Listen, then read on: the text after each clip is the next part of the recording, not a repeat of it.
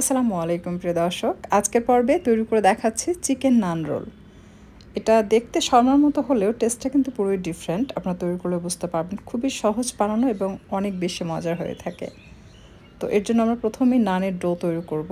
আর এই ডো তৈরি করার জন্য আমি এখানে ময়দা নিয়েছি 4 কাপ।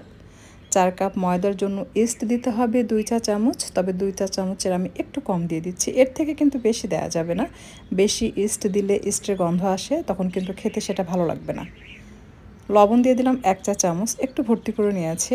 আর চিনি দিয়ে দিচ্ছি টেবিল চামচ ভর্তি করে 3.5 টেবিল চামচ। সেই সাথে দিয়ে দিচ্ছি বাটার 2 থেকে 3 টেবিল চামচের মতো। আর দিয়ে দিচ্ছি 2 টেবিল চামচ উঁচু করে গুঁড়া দুধ।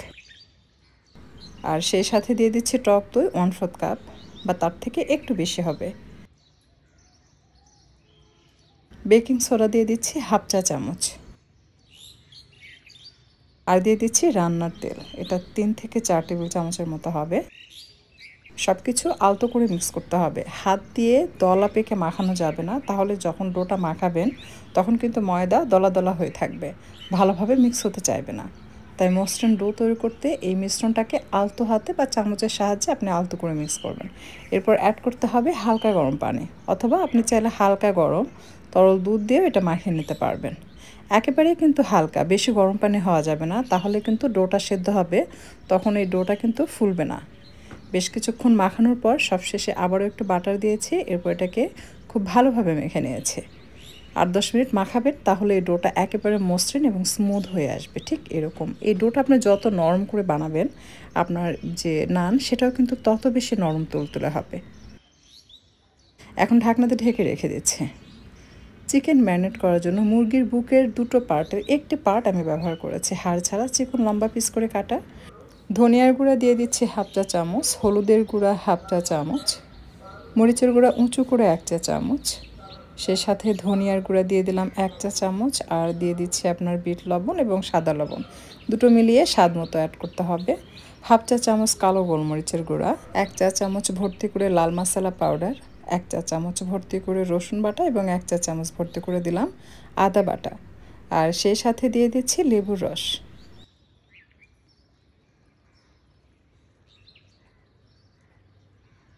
সবশেষে সরিষার তেল দিয়ে সব কিছু খুব ভালোভাবে একসাথে মিক্স করে কমপক্ষে আধা ঘন্টার জন্য রেস্টে রাখতে হবে, এরপর এটা রান্না করে ফেলতে হবে। আমি ঢাকনা দিয়ে ঢেকে এটাকে রেস্টে রেখে দিচ্ছি। এরই মাঝে আমাদের ডোটা কিন্তু ফুলে ডাবল হয়েছে। আপনারা যদি রোদে রেখে দেন তাহলে কিন্তু খুব দ্রুত এই ডোটা ফুলে উঠবে। 45 মিনিটের মতো রাখলেই হবে, 1 ঘন্টা বা 2 ঘন্টা রাখার দরকার নেই। আধা ঘন্টা থেকে 45 মিনিট মতো রাখবেন। আর দেখুন এটার যে কোয়ালিটি, এটা কিন্তু দেখে বোঝা যায় যে নান যে কতটা নরম তুলতুলে হবে এবং পারফেক্ট হবে। তো এইভাবে যদি আপনার ডোটা তৈরি করেন, এই ডো দিয়ে আপনি কিন্তু নান, ব্রেড, এছাড়াও আপনি পিৎজা, যত ধরনের ব্রেড আইটেম আছে সব কিছু কিন্তু আপনি এই ডো দিয়ে তৈরি করতে পারবেন। আলাদাভাবে আর কোনো ডো তৈরি করার দরকার নেই। অনেকে বলে যে আপু ব্রেড শক্ত হয়, আপনি এভাবে ডো বানিয়ে ব্রেড তৈরি করে দেখবেন, একদমই শক্ত হবে না, নরম তুলতুলে হবে, একদম মনের মতো।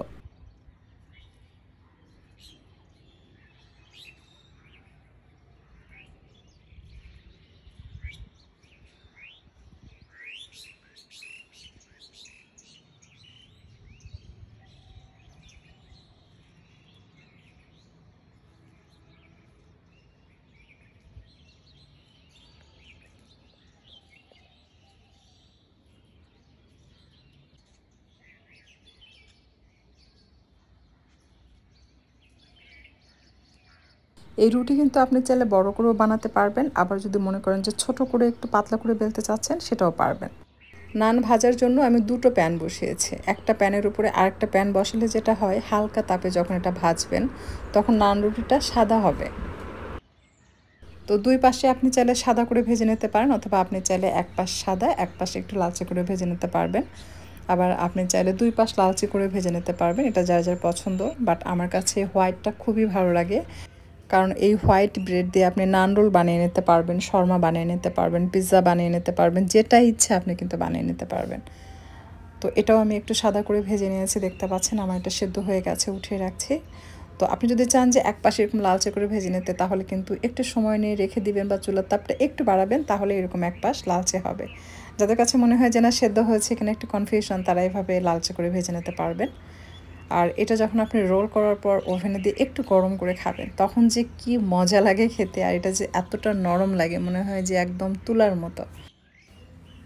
আর এখন চিকেন ভেজে নেব। এর জন্য প্যানে আমি 1 চা চামচের মতো তেল দিয়েছি। তেল পুরো প্যানে সমানভাবে ছড়িয়ে দিচ্ছে। প্রথমে হাই ফ্লেমে রাখছি, ধোঁয়া ওঠা গরম হলে চিকেন দিয়ে দিতে হবে। চিকেন দিয়ে 1 মিনিটের মতো এভাবেই রাখতে হবে, চুলার তাপ কমাবেন না। এভাবে ছড়িয়ে ছিটে কিছুক্ষণ অপেক্ষা করবেন, মানে ছড়িয়ে ছিটে দিবেন পুরো প্যানে, তারপর অপেক্ষা করবেন যেন নিচে থেকে একটু বার্ন হয়ে আসে, মানে একটু পোড়া পোড়া স্পট পড়ে। এতে করে খুব সুন্দর একটা ঘ্রাণ ক্রিয়েট হয়, যেটার জন্য এটা খেতে খুব ভালো লাগে। তো দেখুন নিচে কিন্তু একটু লালচে হয়েছে, আমি উল্টিয়ে পাল্টিয়ে দিয়ে আবার একটু অপেক্ষা করছি যেন লালচে হয়ে যায়। যখন মোটামুটি চিকেনটা এরকম ব্রাউন স্পট পড়বে পুরো চিকেনের উপরে, তখন ঢাকনা দিয়ে ঢেকে একেবারে হালকা তাপে রেখে দিবেন।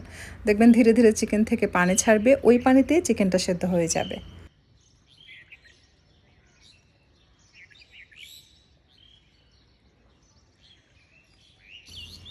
চিকেনের কালার এরকম হয়ে আসলে সাথে সাথে চুলা থেকে নামিয়ে নিতে হবে। বেশিক্ষণ ভেজে কিন্তু ড্রাই করে ফেলা যাবে না। এরকম কালার আসবে, বাট এটা জুসি থাকবে। আর কয়লা আমি চুলাতে গরম করে নিয়েছি, এটাতে সামান্য পরিমাণ তেল দিয়ে স্মোকি ফ্লেভার দিব। এতে করে একদম মানে যে কি বলে, আমরা বাইরে যে কয়লায় পোড়ানো কাবাব দিয়ে যে নাড়ুর খাই, ওই সেম স্বাদটাই আপনি পাবেন। তাই অবশ্যই কয়লার স্মোকি ফ্লেভারটা দিবেন। এরপর নান রোলের উপরে সেই চিকেন, পেঁয়াজ কুচি এবং কাঁচামরিচ কুচি দিয়ে এটাকে জাস্ট রোল করবেন, আর কোনো ঝামেলা নেই। খুবই সহজ বানানো। যদি বাচ্চাদের স্কুলের টিফিনে দিতে চান, এরকম পলি ব্যাগের মধ্যে র্যাপ করে রোল করে বাচ্চাদের দিয়ে দিবেন। অনেক সময় গরম থাকবে এবং এরকমই নরম থাকবে। বড়দের লাঞ্চ বক্সেও দিতে পারবেন, আবার বিকালে আপনি নাস্তার জন্য বা সকালে ব্রেকফাস্টও পরিবেশন করতে পারবেন। আমি আপনাদেরকে চিকেন দিয়ে করে দেখালাম। কেউ চাইলে এটা গরুর মাংস বা খাসির মাংস ছোটো ছোটো পিস করে কেটেও কিন্তু এটা তৈরি করতে পারবেন। সেক্ষেত্রে ম্যারিনেটের সময় একটু কাঁচা পেঁপের যে স্কিন, সেই বাটাটা ইউজ করবেন, তাহলে খুব দ্রুত ওইটাও চিকেনের মতো সেদ্ধ হয়ে যাবে। আর যদি ছোট নান রুটি পাতলা করে বেলে নেন, তাহলে 2টা নান রুটির উপরে এই যে চিকেন এবং পেঁয়াজ কুচি কাঁচামরিচ কুচি দিয়ে জাস্ট রোল করে দিবেন। তো এভাবেও বানিয়ে নেওয়া যায়। আমি চেষ্টা করেছি একেবারে সহজভাবে খুব সুন্দরভাবে আপনাদের সামনে প্রেজেন্ট করতে, যেন আপনারা সহজে বুঝতে পারেন। আর যারা একেবারে নতুন রাঁধুনি, হয়তো নান রুটি ভাজতে গেলে হোয়াইট কালার আসে না বা বেশি ডার্ক কালার হয়, তারা চেষ্টা করবেন ডাবল ফ্রাই প্যান দিয়ে এটা ফ্রাই করতে। যারা এক্সপার্ট তারা একটা প্যান ইউজ করেও কিন্তু এরকম সাদা করে নান রুটি ভেজে নিতে পারেন, কারণ চুলার তাপ কন্ট্রোলটা হচ্ছে মেইন বিষয়। এটা তারা কন্ট্রোল করতে পারে, যারা নতুন রাঁধুনি তারা বুঝতে পারে না। তাই এভাবে ডিটেলসে দেখানো। আশা করছি আপনাদের ভিডিওটি ভালো লেগেছে। যদি ভিডিওটি ভালো লাগে, লাইক কমেন্ট শেয়ার করবেন। আর এরকমই সহজ এবং মজার মজার ইউনিক সব রেসিপি পেতে আমার চ্যানেলটি সাবস্ক্রাইব করে নিয়মিত চ্যানেলের সাথেই থাকবেন। ধন্যবাদ সবাইকে, বিদায় নিচ্ছি। ভালো থাকবেন সবাই।